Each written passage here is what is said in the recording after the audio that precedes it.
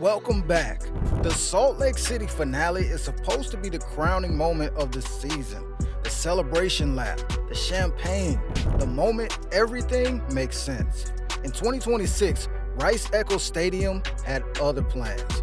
4 moments, 1 night, and a championship decided in the dirt. We start with the kind of crash that has nothing to do with racing and everything to do with bad luck at the worst possible moment. Josh Varese, number 224, final lap of the 250 West heat race at Salt Lake City 2026. He needed a transfer spot to make the main event, and he was pushing for it. He approached a massive double and committed on the gas, doing exactly what the situation demanded. Right on the face of the jump, his bike blew up. In supercross, the throttle does more than just accelerate the bike. It controls the pitch. The rotating mass of the engine keeps the front end up through the air. When that engine dies mid-jump, all of that stops instantly. The nose drops, 30 feet in the air, nothing beneath him, and the bike is now pitching forward with no way to correct it. He was no longer a rider, he was a passenger. Varese made the only call available to him. He pushed through the handlebars midair and hit the eject button before the bike could take him with it. He landed feet first and went into a barrel roll into the dirt that somehow left him walking away. The bike did not fare as well. No main event, no second chance, just a destroyed engine, a pile of scrap metal, and a rider left wondering what the night could have been. If Varese's crash was pure bad luck, this one was something worse. Teammate heartbreak in the most unforgiving section of the track.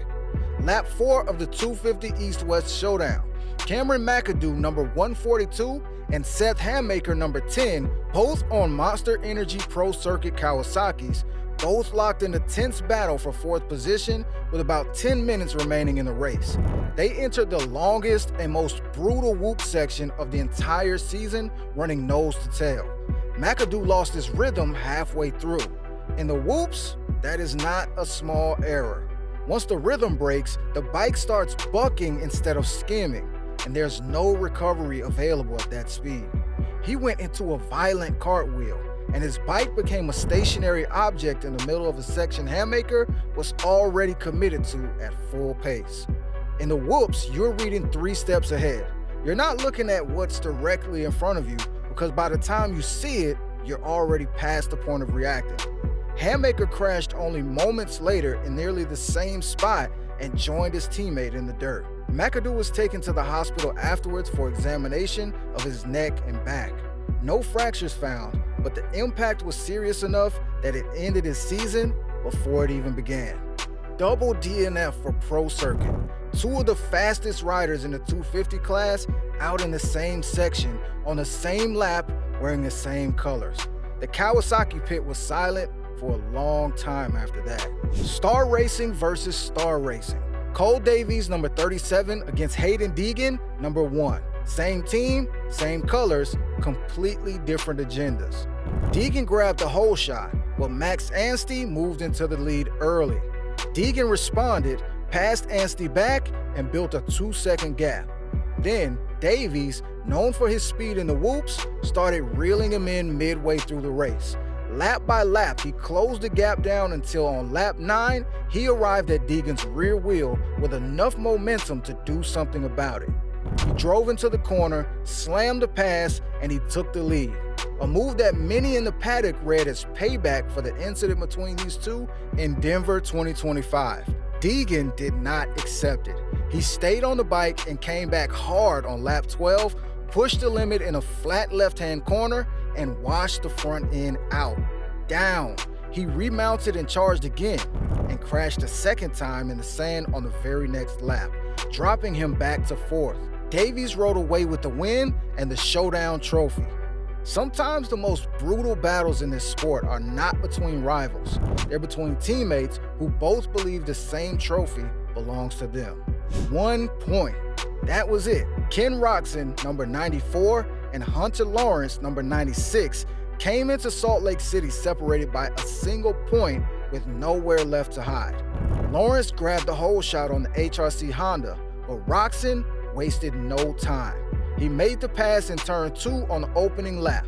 took the lead, and from that point, the race became exactly what everyone expected. 10 laps of two championship contenders matching each other perfectly. The most intense sustained pressure this championship had produced all season. But Lawrence had a problem that Roczen did not. George Prado on the orange KTM was closing hard from behind, forcing Lawrence to fight on two fronts. It had already begun unraveling before the fatal moment. A previous off-track excursion had put Lawrence under extra pressure, and with Prado right behind him and Roczen pulling slightly ahead, the margin for error had completely disappeared. On lap 10, entering a right-hand bowl turn, Lawrence tucked the front end. The red bike slid out, and with it, the championship slid away. He dropped to 7th. Roczen saw the 96 downboard from his pit crew and did exactly what a smart champion does in that moment. He backed it down, managed the remainder of the race to a 5th place finish, and crossed the line with his first 450 supercross title after 13 seasons of coming close and falling short. The sportsmanship in the pits afterwards said everything about both of these riders. Lawrence was devastated visibly, but he carried himself the way a champion does even when the result goes the wrong way. Roczen had finally closed the one thing that had escaped him his entire career. Salt Lake City 2026 will be remembered for a long time. Engine explosions, teammate disasters, a star racing civil war, and a championship decided by a single tucked front end. Salt Lake City gave us everything in one night. Which moment hit the hardest for you? Drop it in the comments. Subscribe so you are there when the 2027 season gets underway. Because after a finale like that, next year cannot come soon enough.